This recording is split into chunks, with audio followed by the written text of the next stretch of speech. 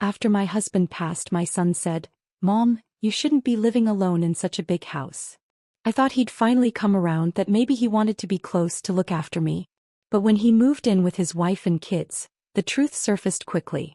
He went through my checkbooks, took notes on my account balances, brought in someone to appraise the property, even drew up a draft agreement, all without asking.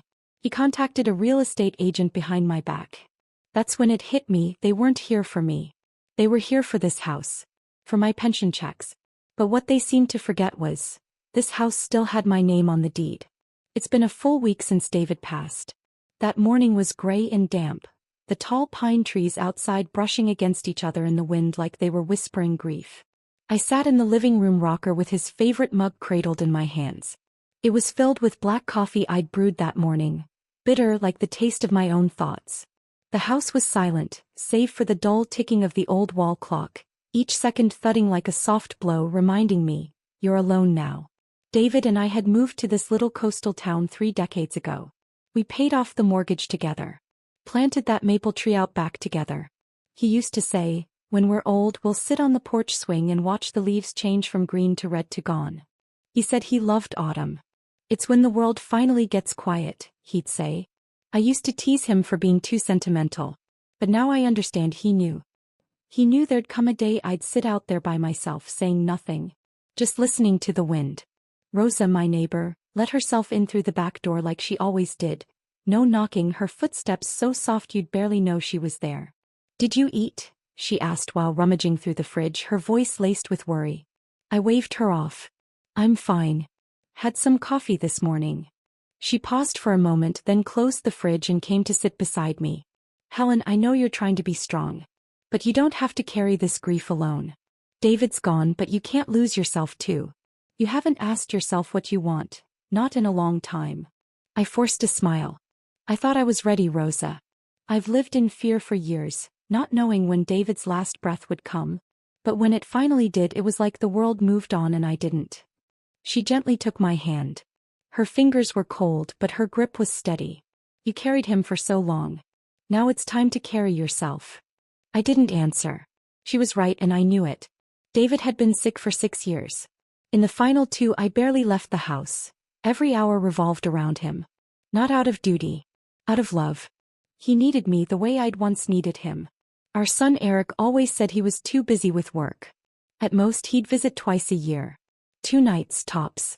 He'd bring the whole family, say something like, "Mom, you're amazing," and leave before the coffee pot had cooled. On David's last night at the hospital he held my hand.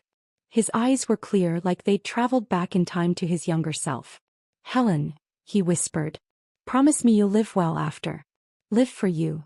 That promise has echoed in my mind ever since, like the ticking of the clock today. Steady. Piercing. As Rosa stood to leave, she patted my shoulder. "I'll stop by this afternoon. I'll bring some maple sugar pie." She'd barely stepped off the porch when her brow furrowed.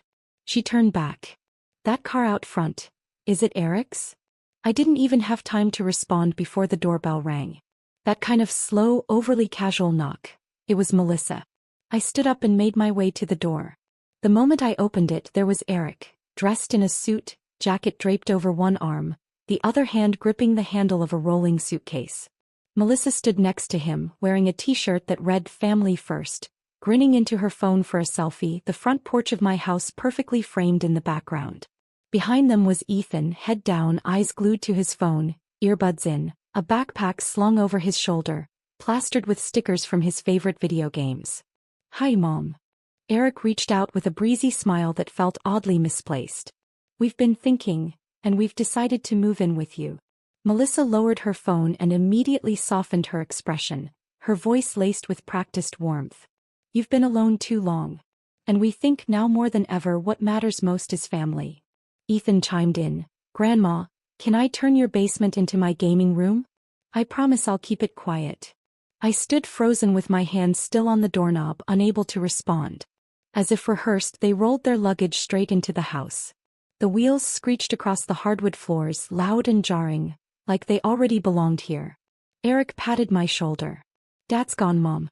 It's just you and us now. We're family. We take care of each other.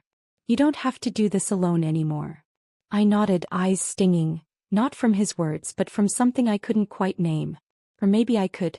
I had seen that exact family first shirt on Melissa's social media countless times. It was one of her props, used in her heartwarming family life videos. The kind that scored her the most views and sympathy. Even now, she was subtly angling her phone again, making sure the corner of my living room made it into the frame. And for some reason, a faint unease crept into my chest, like noticing a wrinkle in the throw blanket under your feet. Small but impossible to unsee. In the days that followed, the house became unrecognizably loud. There was always something clanging in the kitchen. Melissa, now donning a hoodie that read #MomLife, would be whisking eggs while live streaming, chirping into her phone, "Today's breakfast with 3 generations under one roof."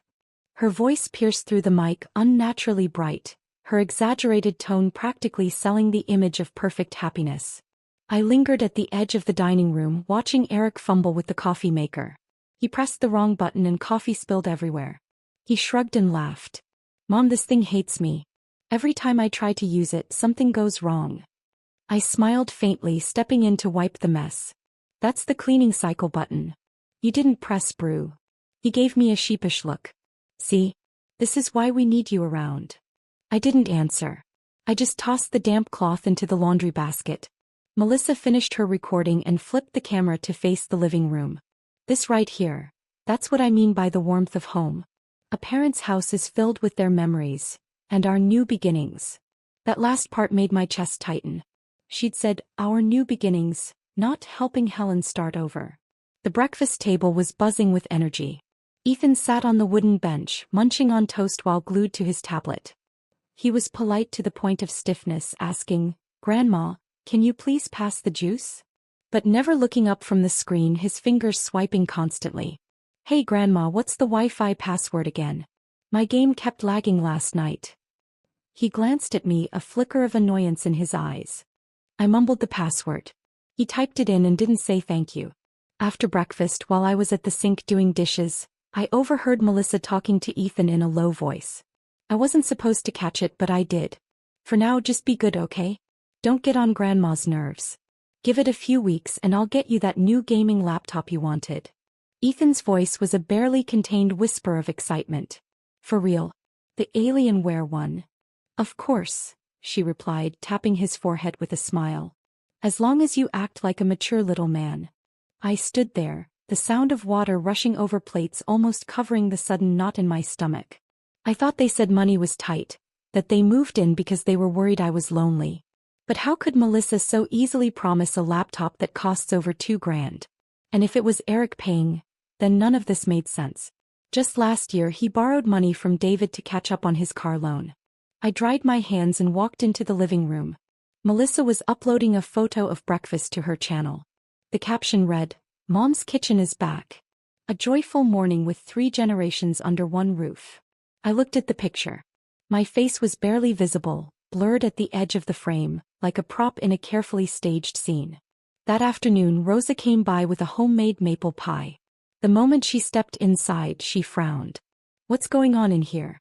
When I walked up, I thought I'd wandered onto the set of a family reality show. I gave a small laugh. "They're documenting family life. It's trendy now, this whole real-life moments thing." Rosa walked into the kitchen and placed the pie on the table. "Real? Helen, your house feels like a stage right now. You're the one they call the star, but no one's giving you a single line." I stayed quiet for a moment, then said, "They seem happy. Even Ethan started calling me Grandma again." She sat down and began slicing the pie, her tone slower, measured. "Since when has your son become so devoted? Do you remember 2 years ago when David was in the hospital? Eric said he was too busy with work. He didn't come even once." I nodded, offering a faint, bitter smile. "I remember. Back then I kept telling myself, maybe he just didn't know how to handle seeing his father that way." Rosa shook her head. "That's not it. He's always known how to handle himself. That's the only thing he's ever prioritized."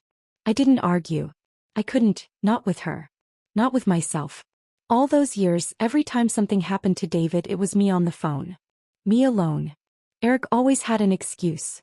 Business trips or taking Ethan to camp. And still I kept finding reasons to forgive him. Even when there were none left. Rosa looked at me with softened eyes. You've always been a good wife. A good mom. But Helen, love can't keep being your blind spot. Not every smile hides good intentions. I lowered my eyes to the pie on the table. The syrup dripped slowly down the edges like time folding in on itself. I wanted to say I was fine. That I could handle this. But my throat caught and nothing came out. That night I sat in my room with David's old notebook. During his illness he'd sometimes jot down thoughts. The first page read, "If I'm ever gone, Helen, promise me you'll get some real sleep. No more 3 a.m. meds in the kitchen." I closed the notebook, eyes stinging. Upstairs I could hear Ethan cheering. Probably another online match one. Melissa's laugh came through the wall next to mine. "Honey, look at this comment. It's hilarious." The TV in the living room blasted a football game. Eric must have cranked up the volume. Every shout from the players seemed to shake the walls. I turned off the lamp and lay in bed, staring at the ceiling. Everything was so loud. So alive. But I'd never felt more alone. I never thought I'd have to start asking permission in my own home. That morning I woke early and headed to the kitchen to make oatmeal. But I couldn't find my old pot. Melissa had cleaned the kitchen the night before and decided to organize everything. After rummaging through half the cabinets, I finally found it jammed behind a stack of clear glass bowls under the sink, shoved to the corner like it didn't belong. As I stood up, I remembered David's old radio. It was still in the dining room cabinet, hadn't yet been moved back to the bedroom. He used to sit with the paper and listen to Jazz FM, always saying it was what made the day settle. I walked over to look for it, but the cabinet was empty. I found Melissa in the living room and asked, "Did you see a black radio? The one with the silver dial?" She didn't even look up. "Oh, that thing?" I took it to the curb for pickup. It was old and dusty, didn't look good on camera. I froze. My throat tightened. I couldn't speak. It wasn't about money. That radio had been on nearly every day during David's final years. The sound of it made this house feel like it still breathed. Sometimes when I couldn't sleep, I'd sneak out just to hear the late-night broadcasts, because it felt like he was still nearby. Still in the next room. And Melissa tossed it just like that. Without a word. I rushed outside to the recycling bins hoping to retrieve it. But I dug through every bag and didn't find it. It was gone. And somehow it felt like a piece of me was gone too. Breakfast went as usual. The three of them ate and I cleaned up after. I was just about to sit at the table with my half-cold bowl of oatmeal when Ethan tossed the remote on the couch and shouted, "Grandma, can you not chew so loud when you eat?" I froze looking over at him. He was sprawled out on the sofa, already playing on the new gaming console they'd just gotten. Melissa had ordered it online a few days ago, on my card. Eric had laughed and said, "A reward for our model son." Not a single thank you was directed at me. I didn't respond. Just picked up my bowl and took it to my room. As I closed the door behind me, I heard them chatting about what takeout to order for lunch. That afternoon I decided to tidy up the study. But the moment I opened the door, I barely recognized the space I once knew like the back of my hand. Half the bookshelf was emptied, now crammed with Ethan's trophies, toy figures, Bluetooth speakers and rows of video game cases. The drawer where I kept my novels and personal journals had been pried open. Inside were comic books and a pair of game controllers. "How did you even get in here?" My voice came out sharper than I expected. Ethan didn't look away from his screen. "Didn't you say I could use it?" "I said you could borrow it, not gut and redesign it." He shrugged. "Mom and Dad said no one was using it anyway, so I might as well have my own space." I stood there feeling like an intruder. The hallway light cast my shadow across the carpet, thin, stretched and fading at the edges. Just like me in this house. At dinner, Melissa suddenly lit up with what she called a brilliant idea. "Helen," she said, slicing her salmon with delicate precision, "I was looking into schools for Ethan yesterday. If we moved to that lakeside neighborhood, it'd be just 5 minutes from a top-rated school, and the area's appreciating fast." Eric jumped in immediately. "Yeah, we looked too. Prices are climbing every year. If you sold this place, we could put a down payment on something newer in a better environment." I set my knife and fork down, trying to steady my tone. "And where would you all be buying?" Melissa smiled sweetly. "With you, of course. Isn't it better to have 3 generations under one roof?" I didn't reply. I just stared at her. Eric kept going. "This house is pretty old, Mom. And it's costing you. Remember the roof leak during that big storm? You can't keep managing this place alone. Melissa chimed in between bites. We'd get something with a yard, give you your own suite. We'd install a full security system. And with your pension coming in steady, you wouldn't feel the mortgage burden. It could even improve your quality of life. They spoke so casually like it was a business plan. A portfolio move. But I saw it clearly now. They wanted this house. They wanted my savings. They wanted me to step aside quietly to make room for their lives, their comfort, their story. After dinner, I sat in the backyard holding David's old straw hat.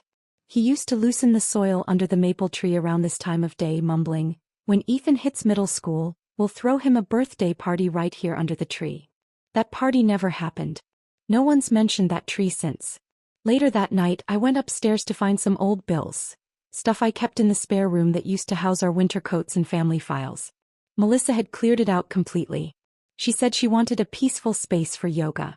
I opened the old wall cabinet. At the very bottom, beneath a rolled yoga mat, was a pink file folder. I thought it was hers. But inside were property evaluation reports, printed copies, 2 pages of mortgage consultation notes. One line made my skin crawl. Recommended listing price: 95% of current market value for expedited sale. Ideal for dual title or estate transition structures. A real estate agent's name was listed at the bottom. Someone I'd never heard of. In the margin, a note read, "Owner appears highly cooperative. Estimated closing within 3 months." My name was at the top. The signature line was blank. My hands went cold. I tucked the pages back into the folder, hid them under my stack of sweaters, and buried them at the bottom of the closet. On my way back in, I saw Melissa sitting in the front yard on a call, laughing breezily. "Yeah, Eric's mom is still living here. But she's moving to assisted living soon. We're taking over the place. Yes, it's a beautiful layout." I stepped back inside and closed the door. That night I didn't sleep. The voice in my head, one I'd tried for weeks to silence, finally said what I was too afraid to admit. Eric hadn't come home to care for me. They came to take over. When I got back from the grocery store, the house was unusually quiet. But the moment I stepped into the living room, I felt like I'd walked into someone else's home. The framed photos of David and me, our wedding anniversary portrait, the snapshots from trips and family holidays, were gone from the walls. In their place hung a cold-toned abstract print, the kind you'd see staged in a showroom at an IKEA clearance sale. It had no warmth, no story. The couch cushions had been swapped out for ones in muted beige and slate gray. A heavy wool throw had replaced the old quilt, its designer tag still dangling from the corner. Melissa stood in the corner, phone in hand, panning slowly for a panoramic video. She fussed with a bottle of Reed diffuser on the coffee table, narrating cheerfully to the camera. "Just giving everyone a look at our new layout. Modern luxe vibes for the next chapter of life." She paused when she saw me at the doorway, blinking once before flashing that all-too-familiar sweet smile. "Oh, Helen. You're back. We didn't touch any of your stuff. Just optimized the space a little. Look, so much more natural light, right? Doesn't it feel so open now?" I scanned the room, my eyes landing on the empty corner where David's old recliner used to be. It was his favorite chair. He used to sit there with the radio humming, reading the paper, sometimes dozing off mid-sentence. The arms were smooth from years of wear. The seat cushions still bore the faint marks of Cheddar's teeth. "What about the chair?" I asked, keeping my voice as steady as I could. "Oh, that," Melissa said lightly. "It's in storage." It was way too bulky and didn't really match the aesthetic for the listing photos. I stood there, feeling like a guest who'd wandered into a home where none of the doors were meant for her anymore. She said it offhandedly, but I caught every word. Listing photos. I didn't ask who was selling the house. I didn't ask whether I had agreed to it.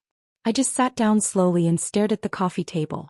Something was being taken from me, piece by piece, breath by breath. A few days later, I went into my bedroom to find David's old toolbox. I needed to change a light bulb. I searched through the closets and found that some of the cardboard boxes I used to store winter clothes had been moved. One even had its lid half open. These boxes hadn't been touched in years. I knelt down and opened the top one. On top were a few old ledgers, beneath them some bank envelopes, my Social Security account statements, and several printed emails about pension adjustments. My fingers froze on one of the pages. Someone had gone through them, rearranged by date, neatly stacked. I never organized them that way. I remember tossing them into the box haphazardly years ago. Now they looked reviewed. Analyzed. That night I couldn't sleep. I grabbed one of David's old knit cardigans and stepped out for a walk. The wind was sharp, stinging my ears as I passed the post office near the corner of town.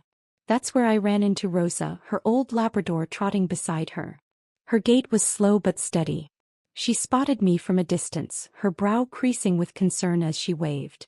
"Helen, couldn't sleep either? You look unsettled." I forced a smile. "Been having trouble sleeping lately." She didn't reply. Just reached out and gave my hand a gentle pat. We walked together down the asphalt path that hugged the edge of the neighborhood. After a few minutes I finally spoke. "Do you remember that lawyer you mentioned? Naomi Vega?" She blinked then nodded. "Of course. My cousin's daughter. She's sharp. Works as deputy director at the Women's Legal Aid Center downtown. I think I need her contact info." Rosa looked at me for a beat, didn't ask why. She just slipped a wrinkled note from her coat pocket. "I should have given you this a long time ago." As I took the paper, my fingers trembled. I couldn't tell if it was from the cold, or the weight of finally choosing to do something. She looked at me and said softly, "You don't have to wait until they push you off a cliff to decide where you want to stand." I nodded. My nose stung, like her words had loosened the tightest knot in my chest. I folded the note and tucked it deep into my pocket. That day I went to the community library and checked out a gardening manual. Not because I suddenly wanted to grow petunias. I just needed an excuse to leave the house. Lately the air inside had felt off, like someone had quietly shut off the ventilation and installed a hidden camera, waiting to see when I'd stop fitting into the script. At 2:30 in the afternoon I came home with the book bag slung over my arm. The moment I opened the front door, I was hit by the sharp, cloying scent of Melissa's favorite scented candles, her go-to for live streams. As I was taking off my shoes, I heard an unfamiliar woman's voice from the living room. "Oh, the natural light is wonderful, especially with that south-facing window in the afternoon. If you painted the walls a soft beige it'd be perfect. And the kitchen's a decent size. Just needs some cabinet refacing and this place would be ideal for family buyers." I froze. Before I even stepped into the room, Melissa's voice chimed in. "We'd like to move quickly, really. My mother-in-law's getting older and this two-story layout just isn't practical anymore. She's been afraid of the stairs at night." I stood there, 1 foot raised, the book bag nearly slipping from my hand. In the living room sat a woman I'd never seen before, wearing a gray blazer and scrolling through home listings on a tablet. She was nodding along, her tone upbeat and professional. On the coffee table lay a printed property listing proposal. Eric stood beside her, dressed in the light blue button-down he only ever wore to formal meetings. Melissa glanced back and saw me. Her smile tightened into that familiar expression, the one that said, "You picked the worst possible time to come home." "Oh, Helen. You're back," she said, waving a little too casually. "This is Diana, a real estate consultant we're talking to. Just a quick stop to check the layout. Nothing's final, just getting some preliminary ideas." Diana stood and gave me her best professional smile. "Hello, Mrs. Monroe. I heard you've lived here a long time. This house has great potential. From what I've seen, it's a high-demand layout for the market." I didn't take the hand she offered. "I don't recall authorizing any consultation on this property," I said, keeping my voice even, but loud enough to quiet the room. Eric cleared his throat. "Mom, we're just exploring options. We're not selling. But with the market like this, if you ever wanted to move or—" "I haven't said anything about moving," I replied, meeting his eyes. "And I haven't said this house is too much for me to handle." Melissa tugged at his sleeve. "Honey, don't overreact. She's just not there yet. We haven't made any decisions, we're just preparing." I glanced around the room. The abstract painting was still on the wall. My photos were still missing. The listing packet on the coffee table had 4 pages. The top one read, "Projected close, within 90 days. "Whose house is this?" I asked. Silence. Eric looked away, jaw clenched. I slowly set my bag down on the chair and sat, hands folded on my lap, eyes fixed on the paperwork. "Did you go through my ledgers too? My bank statements? While you were at it, did you run the numbers on my Social Security and pension?" Melissa's smile twitched. "Helen, that's not what this is about. We just want to help manage things more efficiently with a longer-term economic perspective. That's when the doorbell rang. I got up and opened it. It was Rosa. She didn't smile. Instead, she raised her brow. "Didn't you say you'd be out all day?" "I came back early," I said softly. She peered inside and locked eyes with Eric. His face stiffened, he turned away. Rosa stepped inside, her voice calm but pointed. "Oh, guess. What a coincidence. I actually brought some garden layout sketches. Thought Helen might want to see our design from the city show last year." She glanced at me and winked. "Do you have a minute?" I nodded. "Of course." Then I turned to Diana. "I have no intention of selling this home. Not now. Not in any foreseeable future. If you need formal confirmation, I can have my attorney send you a written statement." Diana gave a tight smile and quickly gathered her things. "Understood. No problem at all." Melissa shot me a look, her lips nearly biting into themselves. Eric pulled her aside and whispered something I couldn't hear. I didn't care. Rosa and I walked into the dining room as Diana's footsteps faded behind us, along with the rustling of paper and the front door clicking shut. Rosa sat across from me. Only after the house was quiet again did she speak. I knew it. I said nothing. I unzipped my book bag and placed the pristine gardening manual on the table. She let out a soft sigh. "So what now? You gonna wait until they take your keys or change the locks yourself?" I didn't answer. But my heart was already speaking for me. I always thought meeting a lawyer would feel cold. Impersonal. But when I stepped into Naomi Vega's office and saw her, glasses perched on her nose, gently explaining the details of a medical trust to an elderly woman with the kind of patience that wasn't rehearsed, I nearly cried. "Mrs. Monroe, come in," she greeted me with a calm, warm voice. "Rosa told me about you." I nodded, clutching the printed property evaluation and the photocopies of my ledgers, pages that had clearly been rifled through. Naomi listened to my story without interrupting. Then she stood and retrieved a form from her filing cabinet. "First, you need to understand this. The deed is in your name 100%. No one else can do a thing with this house unless you willingly sign it over. Period." She paused, her eyes kind but firm. "But moral obligation doesn't hold up in court. We need paperwork. Enforceable ones." She gave me 3 recommendations. First, change the beneficiary designation on my pension account. Remove the default, next of kin clause. Second, file a notarized restriction that prevents the house from being sold within 10 years, and have it recorded officially. Third, establish a healthcare proxy and durable power of attorney, not naming Eric but someone of my choosing or held in trust by her office as backup. "You can take your time with this," she said, "but the moment you walked in here I could see, you've already decided." I nodded. When I signed the first form my hand was shaking. But not from fear. From the lightness that followed, like taking off a pair of shoes that had been too tight for far too long. I came home just as the sun was setting. The living room was dark. Only the kitchen's yellow overhead light was on. Melissa was mixing a bowl of Caesar salad, the kind she only made when she was filming. Ethan crouched in front of the TV, hammering at his controller. Eric leaned against the fridge, scrolling on his phone with one hand and holding a beer in the other.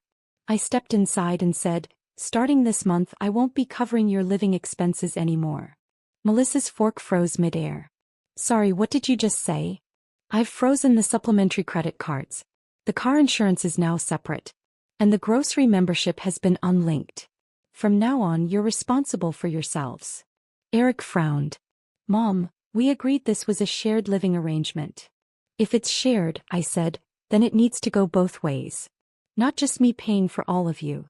Melissa let out a sharp laugh. "So now we're freeloaders?" "Seriously, Helen, don't be so emotional." I didn't reply.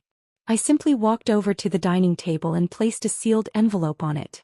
Inside were copies of the legal documents Naomi and I had signed. "If you don't believe me, feel free to have your lawyer look it over." Ethan muttered, "Over a few game cards and some sneakers? Grandma, really?" I looked at him, voice steady. "This isn't about cards or shoes. It's about you learning that nobody gets to live off someone else forever." None of them responded. In the kitchen, the light flickered as Melissa turned on the stove fan.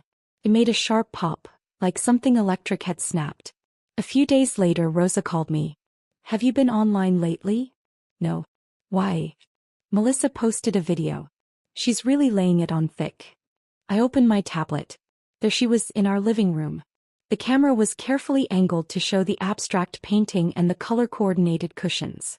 We just wanted to be there for her and I never thought she'd treat us like this, she sobbed.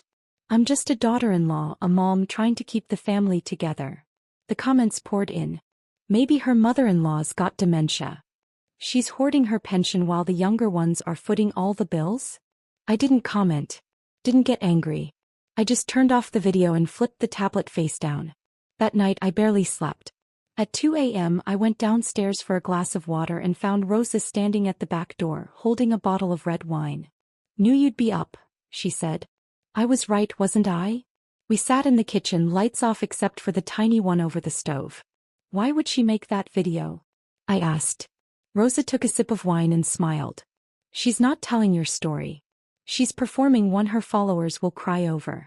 Doesn't matter how bad the acting is. There's always an audience. I said nothing. But inside I felt something cold and precise prick at my chest. Not pain. Awareness. Rosa set down her glass and said, You know that used bookstore on East Main? The owner's retiring. I shook my head. Tiny place. Cheap rent. I saw the sign the other day and thought, if you ever wanted to do something maybe you should go check it out. I looked at her but didn't respond right away. I'm not saying open a store tomorrow, she added. But didn't you say you always wanted to organize your books someday? Maybe even display them. I nodded. The kitchen clock ticked softly in the silence, like time itself was slowly unfolding, pulling a thread I'd never dared to tug at before. Maybe it was time. Maybe I could open something of my own. It was a gray day, the clouds pressed low like the sky itself was holding its breath. I was at the dining table flipping through an old recipe book, thinking maybe I'd make some potato chowder for dinner. The yellow light in the kitchen flickered twice, voltage acting up again. Out of habit, I went down to the basement to check the fuse box. The moment my foot hit the last step, I heard Eric's voice on the phone. She's holding out, but not for long. The paperwork's all set. Once she signs, it's done. He paused, then let out a short laugh. Of course I know she's not stupid. But she's old. Who wants to blow up the whole family? Once the house is ours, she can live wherever. Assisted living's fine, saves us from having to deal with her. I stood at the stairwell landing, one hand on the cold railing. The basement lights were off. I stood there in the half-dark, waves of clarity sweeping over me, not anger but something colder, deeper. Like standing barefoot on concrete at dawn in winter. Sharp, nerve-deadening truth. I didn't say a word. Just backed up the stairs slowly and walked into the kitchen. The kettle was already whistling. I turned off the stove and sat down at the table waiting. I wasn't giving them another easy way out. 2 days later, Melissa asked if we could talk. She picked 3 p.m. Ethan was in school, the house was quiet. She made 2 cups of rose tea in her delicate pink and white porcelain set. She slid a stack of documents across the table toward me. This is a property transfer authorization. We've talked to a lawyer who can handle the listing, escrow, and your move to the retirement community. It's all above board. I didn't touch the papers. He kept going. We're not trying to force you. We just want you to understand we're struggling too. Ethan's about to start high school, the mortgage payments are killing us. You always said family comes first. I finally spoke, my voice soft. Have you ever heard the saying, you can't build your life by stealing someone else's foundation? She blinked, the smile on her face cracking slightly. I looked her dead in the eye. You all walked into this house saying it was to be with me. And now you're sitting here asking me to sign away everything I've built in my lifetime. You want the house, the pension, my last exit. And you expect me to smile and say thank you. Her voice turned sharp. Helen, that's not fair. Eric's your son. We're not strangers. I stood, slowly pushing the papers back toward her. I've retained legal counsel. That agreement has no legal standing without my signature. And I won't sign it. Not now, not ever. Her voice rose, brittle and defensive. You'd really push your own family away over a few aging walls and a roof? I met her gaze, calm and steady. I'm not the one doing the pushing. The door opened. Keys clattered. Eric walked in, took one look at us and didn't even pretend to be surprised. His face sagged with tired irritation. He dropped his bag and picked up the paperwork. Mom, you know if you do this you're cornering us. leaving us no options. I didn't let him finish. I should have cornered you a long time ago, because you've treated me like an atom, not a mother.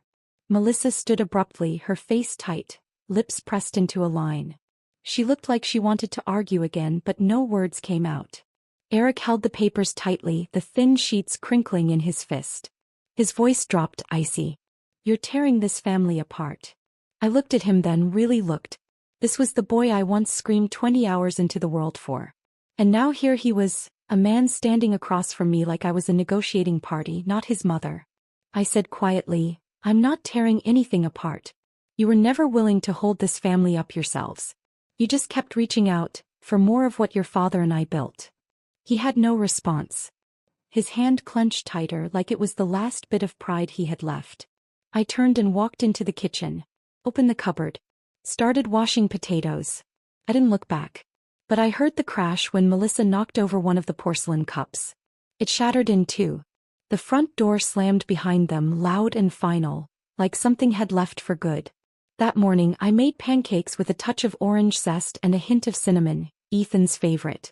But he didn't come down to eat. Melissa said he was having a rough day, and was attending virtual class in his room. Eric sat at the table scrolling through his phone while sipping coffee. I slid an envelope across to him. Inside was a formal notice prepared and stamped by Naomi's firm. This is a legal notice, I said calmly, settling in with my plate. Starting next month I'll be initiating major home maintenance. Moisture proofing on the second floor, new plumbing, reinforcement on the stair beams. He furrowed his brow. What's that supposed to mean? It means you'll need to move out before it begins. It's not safe to live here during the renovation. And you won't need to move back in, because this house is no longer a shared space. He looked stunned, like he hadn't expected me to say it so plainly. Melissa walked in from the kitchen, wrapped in a robe, face bare, looking paler than usual. You're just kicking us out? She asked. I took a sip of orange juice. Not kicking. Clearing. You should be grateful I gave you a heads up. She let out a sharp laugh. Aren't you afraid people will say you're some cold-hearted old woman, throwing your own family onto the street? I met her gaze. If you're so concerned about what people might say, maybe you should be more concerned with what you've actually done. I didn't blink. You only called me mom when you moved in, pretending you were here to take care of me. Now that you're not getting the house, suddenly you're the victim. You're not family, you're a parasite clinging to this home. It hit her like a slap.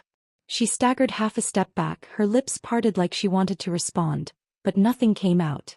She turned sharply and hurried upstairs, footsteps stiff and fast like she'd been cut.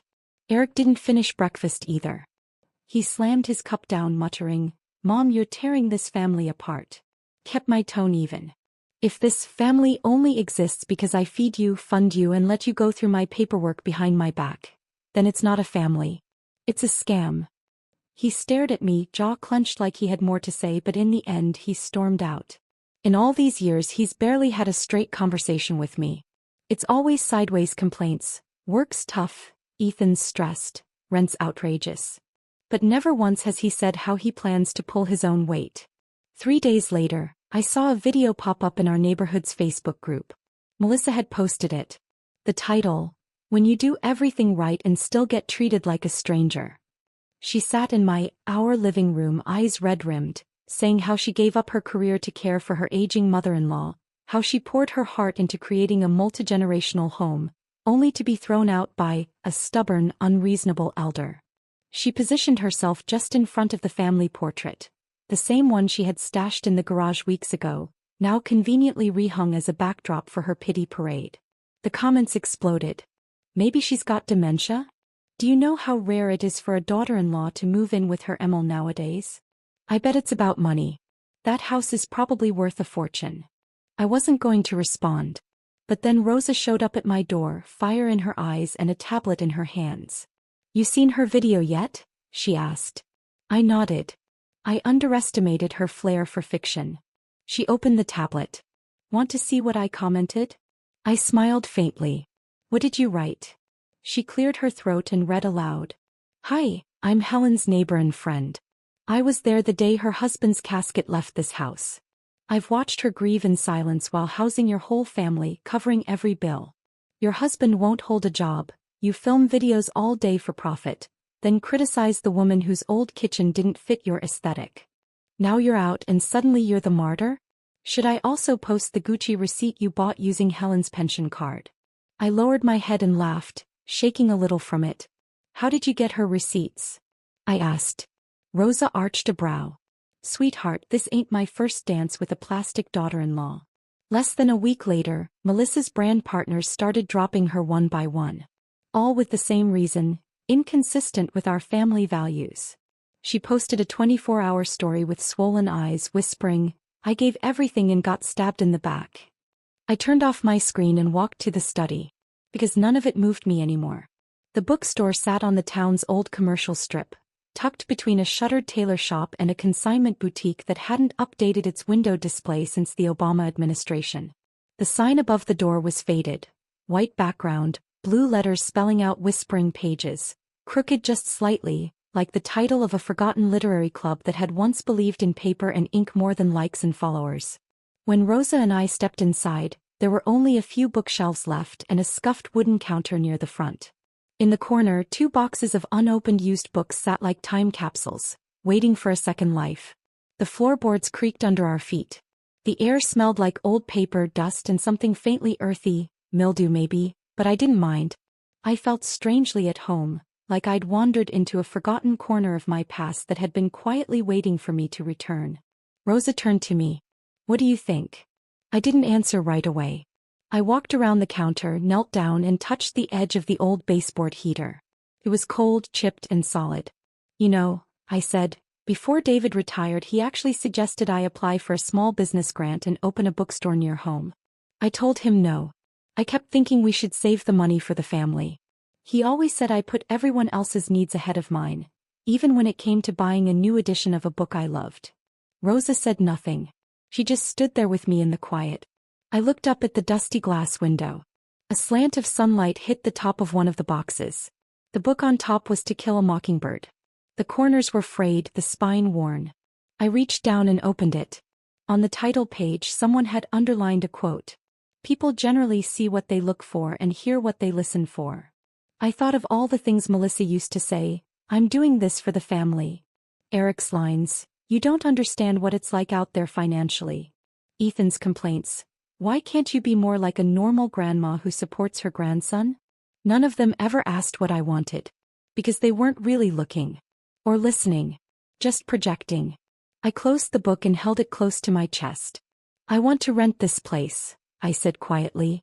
Not for income. For me. To remember who I was before I forgot. Rosa nodded. I was hoping you'd say that. That evening I rummaged through old boxes until I found it. My original copy of Little Women. The one David gave me. It had a deep burgundy hardcover, corners frayed to velvet. After 10 minutes of searching, I finally found it tucked in a storage basket under my old recliner. I sat down and opened it. On the inside cover, in his slanted handwriting, David had written, You're not just my wife. You have your own light. I hope you never forget where the switch is. My eyes burned. I traced my finger over those words for a long, quiet moment. For most of my life I had been so good at lighting the way for others and so terrible at finding the lamp for myself. But now I was ready to find the switch. The next morning Rosa came over with 2 steaming cups of coffee and a stack of scrap paper. We sat at her kitchen table and started sketching ideas for the bookstore. What if we call it Helen and Rosa Books, she said with a grin. Sounds like a boutique and a war cry from 2 old ladies at the same time. I laughed. I love it. But I want a tagline. Something that says, you're never too old to read something new. Her eyes lit up. We smiled at each other like co-conspirators about to commit joy. The morning Melissa's social media presence began to unravel was unusually quiet. The maple tree outside my kitchen window had started to turn, its red leaves like a signal flare in slow motion. Rosa texted me 2 words, it's boiling. Her comment on Melissa's video had gone viral within hours. People started digging through Melissa's older videos. In one vlog, a sharp-eyed viewer zoomed in on the background and caught the edge of a legal document taped to the side of the fridge. A cease and desist letter from Naomi's firm. Next to it, partially visible, a printed pension adjustment notice. The internet did what it does best. Someone compared timestamps. She says this was filmed during her full-time care phase. But that day she was vlogging from a shopping mall, bragging about using senior benefits to score luxury deals. The top-voted comment? Supportive daughter-in-law? More like a financial predator with a tripod. The replies were relentless. She said she moved in to help, but now we know she was just hunting for the deed. This isn't a multi-generational home. This is a multi-generational extraction plan. God, what did that poor old lady do to deserve this? I didn't watch Melissa's response. I only saw that she'd finally taken down the video she'd pinned to the top of her profile. She always believed that if she controlled the camera she could control the narrative. But this time the lens showed something she never intended. The scheming, the hypocrisy, and that flicker of fear when the mask cracked. That afternoon Ethan burst into my house, slamming the door so hard the walls shivered. I was on the balcony repotting an old spider plant. He threw his backpack onto the couch and shouted, "Can you please stop making us look like trash?" I didn't answer. Just wiped the soil from my hands and went to pour myself some water. He followed me into the kitchen, eyes rimmed with red. "My classmates are saying my mom's a snake. That we're mooching off you. They're posting your picture, saying our whole family are leeches." I set down the kettle and turned to face him. He was still just a kid. A kid fed the wrong values. A kid who once saw me as an endless source. A kid now learning what consequences look like. I didn't yell. I just said softly, "You're ashamed because you know, not everything they're saying is wrong." He froze. "Your dad can't hold a steady job. Your mom built a whole online persona about being the dutiful daughter-in-law. They've been performing, for you, for the world.